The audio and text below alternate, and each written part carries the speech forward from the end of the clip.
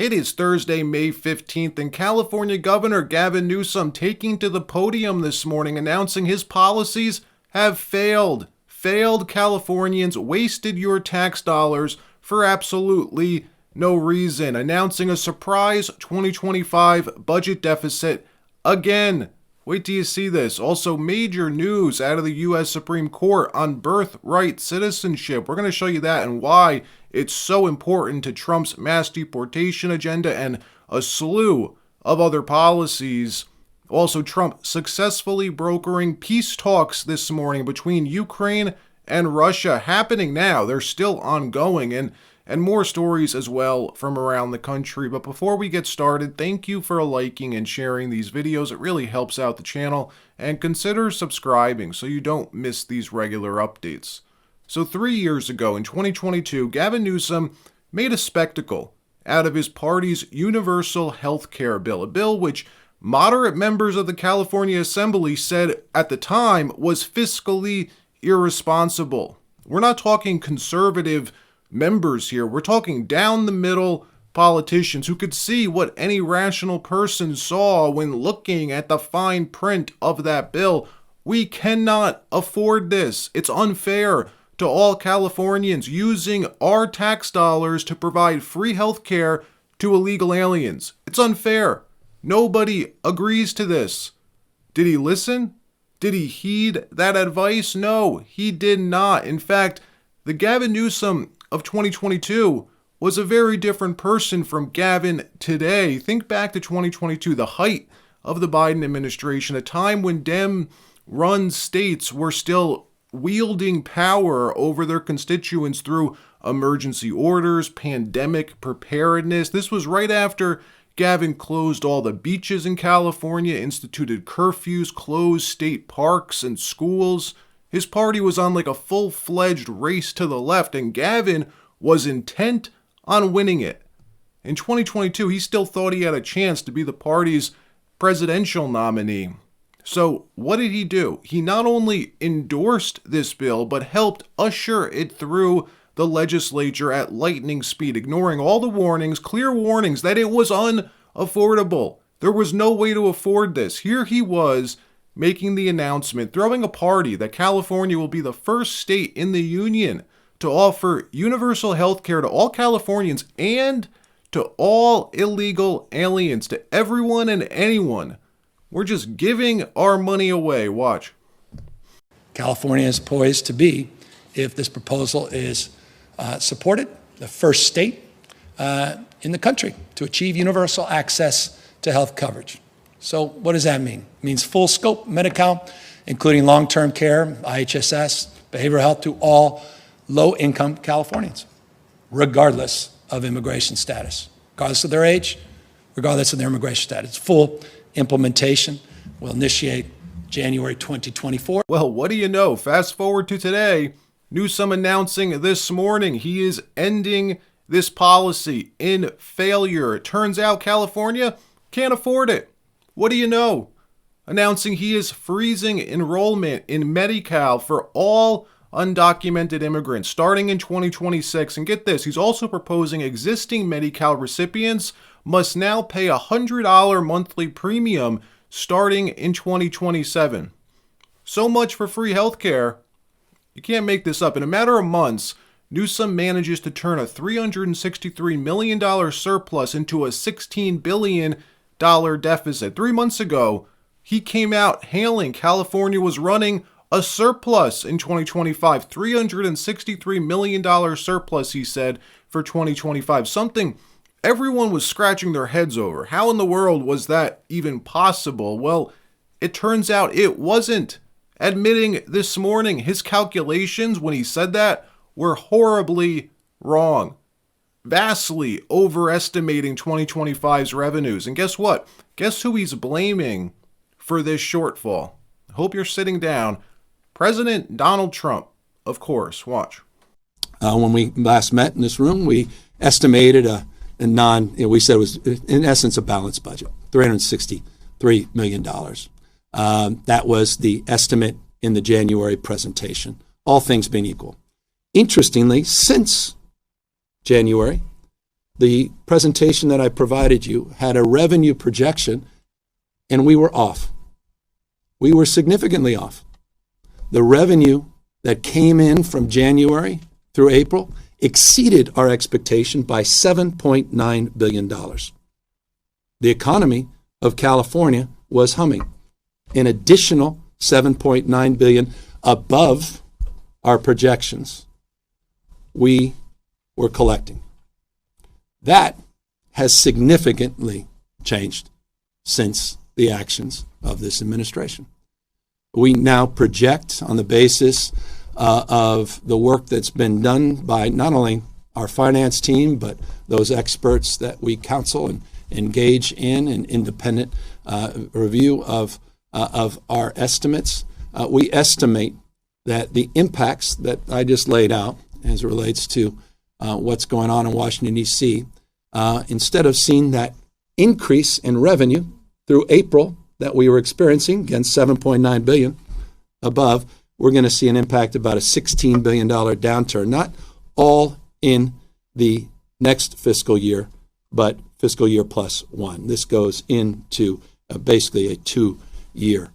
Another story, President Trump announcing an Iran nuke deal is very, very likely. The White House sending Iran a written proposal toward forging a new nuclear deal. Trump's special envoy, Steve Witkoff, has apparently been meeting behind the scenes with Iran for weeks, holding round-the-clock negotiations, making this possible. The proposal was given to Iran's foreign minister last week, who carried it back to Tehran, hand-delivering it to their supreme leader. Trump announcing the progress at this morning's press conference in Qatar, saying we are in very serious negotiations with Iran for long-term peace. We're getting close to maybe doing a deal without having to do this, as there are 2 steps to doing this. There is a very, very nice step, and then there's a very violent step. But I don't want to have to do the second. Watch what he said. Probably read today the story about Iran has sort of agreed to the terms. They're not going to make, I call it in a friendly way, nuclear dust. We're not going to be making any nuclear dust in Iran. And we've been strong. I want them to succeed. I want them to end up being a great country, frankly, but they can't have a nuclear weapon. That's the only thing. It's very simple. It's not like I have to give you 30 pages worth of details. There's only one sentence. They can't have a nuclear weapon. And I think we're getting close to maybe doing a deal without having to do this. There's 2 steps. There's a very, very nice step, and there's a violent step. The violence like people haven't seen before.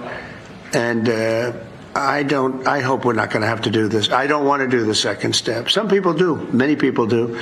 I don't want to do that step. So we'll see what happens. But we're in very serious negotiations with Iran for long-term peace. And if we do that, it'll be fantastic. Brent crude futures falling through the floor this morning, falling 3% to only $60 a barrel on expectations this deal will be happening, which would ease sanctions and increase crude oil supply bigly. Should this deal go through, gas prices would hit a brand new record low. They're already falling, but they'd hit a new floor should Iran be allowed to sell their oil on the open market again. In another story, the U.S. Supreme Court hearing arguments this morning on birthright citizenship and appears to be leaning in Trump's favor. This would be huge. The stakes massive. On Trump's first day back in office on January 20th, he signed an EO seeking to limit birthright citizenship, directing all federal agencies to deny automatic citizenship to children born in the U.S. if neither parent is a U.S. citizen or a lawful permanent resident. The purpose was to target the children of undocumented immigrants. 3 parties at the time sued the Trump administration over this EO, the state of New Jersey, Washington, and someone else. The case making its way all the way to the Supreme Court. That's what this case this morning is about. And it looks like the 5 conservative justices are leaning in favor of the Trump administration's argument. Again, this would be huge because the case they're looking at isn't around the constitutionality of birthright citizenship, but around the nationwide injunctions. If nationwide injunctions imposed by these local judges, these local activist judges, are valid or not, this could end the judicial activism we've been seeing for 3 straight months. Every time Trump tries to do something, some local activist judge steps in, ordering a nationwide injunction and stopping it in its tracks. That could end today or soon if the Supreme Court rules in Trump's favor. CNN even recognizing how big a deal this is. This could change the dynamic greatly, and how completely unprepared Democrats have been in combating all of this so far, combating Trump so far, effectively calling Trump unstoppable. This was great. Watch. The shell, well, one of the many keys here is the shell game. And Jamie, just on the politics of this isn't haphazard inside the Trump Justice Department, inside the White House. This is the kind of strategy that Trump world spent 4 years when Biden was in the White House mapping out. Right. You stole my word. It is the strategy. And beyond the confusion and the chaos, I think we also have to take a look at this with the words judicial power. So in so many of these cases, President Trump has used very effectively speed as a weapon. And numbers, 200 executive orders, all of these actions. So if you talk to, legal scholars or political people who are concerned about what he's doing, this is a time they will say the red light is blinking, 5-alarm fire. What is an effective check and balance on President Trump? The Republican Congress is not going to stop him. So the fact that this goes to the point of judicial power and these courts, people have been looking at the courts and judges and saying, it's on you. And now, depending on how the Supreme Court rules, It's going to be on all of them. Yeah. But I think that seen in the context of the amassing of power by the president here, by President Trump specifically, right? In another story, President Trump successfully organizing peace talks today between Ukraine and Russia, the first direct talks between these countries since 2022. Putin sending his investment envoy and close aide Kirill Dmitriev to Istanbul to meet with Zelensky personally. But of course, Zelensky making things difficult, arriving but refusing to join the talks directly, saying he promised on multiple occasions never to speak to a Russian while this war was ongoing. So he sends his defense minister in his place. You gotta be kidding. Russia's delegation telling reporters they're happy to be there. They're happy to start negotiating with the Ukrainian side. President Trump saying today he doesn't think the war will end, but he's happy these talks are taking place. He's happy he was able to organize them, saying Putin's the one holding the cards to end this war, saying nothing is going to happen until Putin and I get together, figure out how to bring it to a close. Roll the tape.